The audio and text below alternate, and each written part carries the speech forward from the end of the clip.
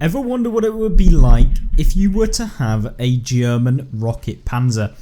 Well, you don't need to think about it because it's already in World of Tanks console, and today we are looking at the Raketen Jagdpanzer 2, and this tank is essentially a Jagdpanzer, or essentially like a Jagdpanzer 105 that has missile launchers. And yeah, let's say that this tank has a two-shot auto-loading missile launcher that feels very, how do we say, balanced, and that is because this tank can do 1200 damage plus in each one of its rockets, and you're about to see the Centurion 9 find that one out as we take him out for 1086. And yeah, the AMX-30B is about to also find out, which feels a little bit bad because, you know, French tank and all of that not being particularly the most competitive in the game. We managed to finish him off and pick up 2334 damage within the first minute of the game starting, and this game is definitely going to take a turn for the more damage. And so with that being said, what we do is essentially play on Vineyards. Vineyards quite a good map for a tank that is trying to remain undetected whilst also firing its missiles off. We're still trying to learn how to use the missiles, and you can see here it doesn't work perfectly, and I'm by far not the best person at trying to kind of use the missile launchers. You know me, I have not played a load of a kind of Cold War games, but we're working it and we're trying to make it kind of work. And of course, so far not too bad. We've hit 3 out of the 4 shells that missiles that we've actually fired, and this is what makes this tank so special. It is that you can essentially remain undetected and find the kind of backsides of tanks. The missiles feel pretty kind of fluid in how you use them, and of course you can always try and snipe cupolas and stuff like that with of course this tank, which yeah, the M103A2 just about found out in that one. But of course he's got his backside still out, so hopefully we can hit him with this next one. Of course he manages to find his way around that rock just as we fire, which is not ideal, but either way we're not going to complain about nearly 5000 damage at the beginning of the game. And so I was being coached by you guys in the stream that we were playing, so yeah, I'm sure that you guys enjoyed roasting me, and I certainly did get roasted for some of the missiles that we had in a couple of the games. We don't need to talk any more about it, but either way, so far we're kind of working quite well with our missiles in this game. And here you go, the next one into the Magash 5 going straight in. It almost feels a little bit unrewarding playing with these missiles, because you don't really feel like you get the instant gratification of when you fire. You've obviously got to actually aim properly when you use things like this, which yep, can be a little bit annoying, especially when you don't deal a lot of damage to a BMP2. Obviously we hit the tracks or near the ground, so we only damage the tracks of the BMP, but either way I don't think we can complain all too much with how we've gone so far. But obviously now we need to start thinking about trying to maximize how much damage we can get out of this game. I'm all about after that XP at this moment in time, just trying to get through as much of the tech tree as possible. We're waiting until we get super close before we fire off our missile here, because when you free aim missiles, they just go flying all over the place. They don't actually track your kind of cursor. So you have to be in the scope to actually kind of aim where you want them to go. So with that being said, now we can kind of move forward, see if we can find any of the rats that might be skulking around the back of the map. So and hopefully we will. So we're moving forward. We find ourselves a nice little medium, but he's on like no health, so don't really want to go for him. We've only got 1 missile currently loaded in our tank, and of course you can reload those missiles, but we're going to try and find ourselves an FV4211, which was somewhat lucky to actually even pen that in the side, because, you know, with a spaced armor on the side, you never really know what's going to happen.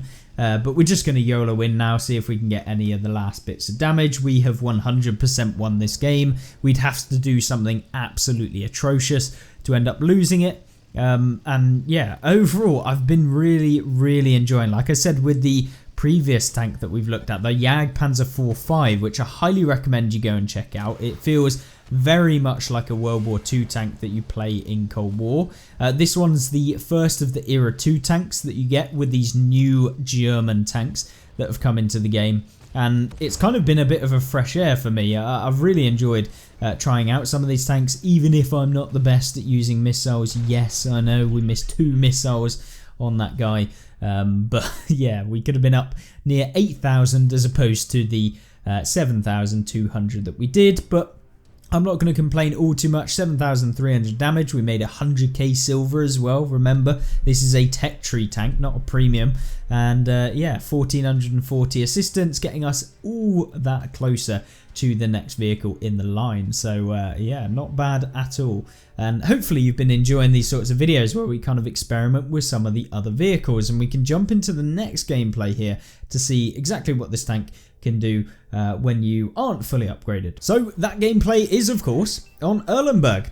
Erlenberg is one of the few maps that are in rotation within Cold War. Unfortunately, there isn't as many diverse maps within Cold War. Hopefully we'll see some more for the people that do, of course, play this game mode. But if you are only hopping on to test out these tanks and give them a go, which once again recommend doing, it really is very quick to get these tanks. It took me about an hour to be able to unlock this tank and fully upgrade it, essentially, from literally having none of the tech tree line. We were using a couple of boosters and stuff like that to kind of get there faster, but it really doesn't take a long time. You get it very, very quickly. And they are really cheap to actually buy as well. They're not expensive whatsoever. So yeah, there's no real reason not to try them out and give them a go. And you just have to basically play them like a bit of fun, and that's essentially what I was doing. You don't have to think a whole lot. It's not a problem if you miss a shell or whatever. It's just a case of kind of getting to grips with kind of the combat. And I actually find that it's quite good to kind of learn how to use combat when you're in this mode, because there's so much fighting going on, which is probably why quite a few people do enjoy this mode, where you constantly feel like you're in an engagement. There's not periods of time. The only negative with it is there's a lot of YOLO wagon plays when it comes to this mode, which is probably why I don't enjoy it as much. Like you don't feel like you're kind of you don't get the opportunity to kind of think as much, which is where you have to think on the fly and try and just get as much damage as you can in those sorts of games. So with that being said, we're kind of fighting on the front lines. This tank is quite good at being able to just kind of roll over and deal like 1,000 damage or whatever. And you can see me here just trying to get that damage out as quickly as possible. And if we take a hit or so, it's fine. We've got the hit points to do that at this point. So you can kind of learn from this game mode, and of course Cold War in general, as to how you can fight tanks. You also learn quite a lot about spaced armor in this mode, because almost every single tank in this era 2 will have some form of spaced armor that you kind of have to figure out how to deal with. And so once you've done that, when you come back to World War II, if you do play it, then you kind of at least know how to deal with tanks that have a lot of spaced armor. And there's quite a few in the game, so that will always be a benefit as well, even if you're not entirely invested into playing this mode. But we pick up 4,200 damage. We've also got 550 assistance, which is nice. And now we can just go in. We find ourselves a T-72, who we don't actually pen with our missile. Maybe should have aimed that one slightly better, but he's a little bit triggered that we've hit him, and so he's coming rolling around trying to get us. So let's just pull back down the ridgeline and hope our teammates come down as well. And the bandit's also coming YOLOing in, but unfortunately for him, we might be able to come up from behind him and get a bit more damage.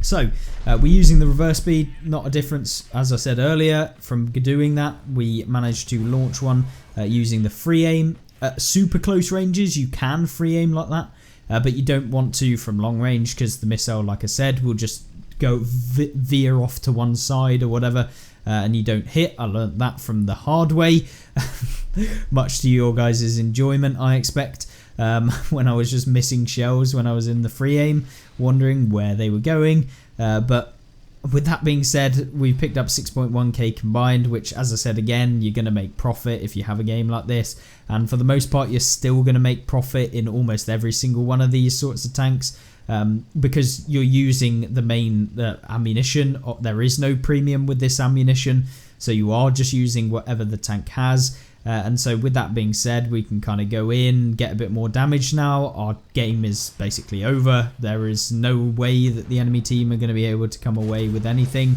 And once again, we just kind of roll in, fire off that missile. We're doing the weasel plays, if you know what I mean, at Era 3. And there you go, we're up to 5.7k. And now we're going to actually aim. We want to actually hit this. I'm not going to free aim it.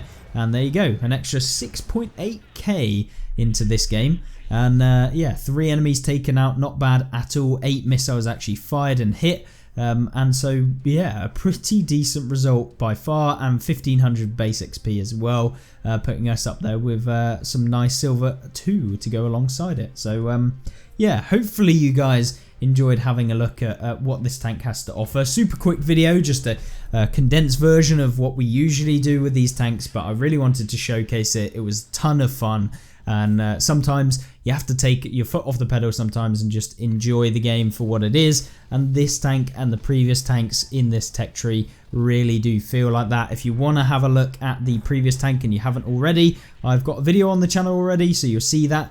And other than that, hopefully you did enjoy this video. Like it if you did, and of course join me back in the next video tomorrow, and I will catch you there. Have a great rest of the day. Goodbye.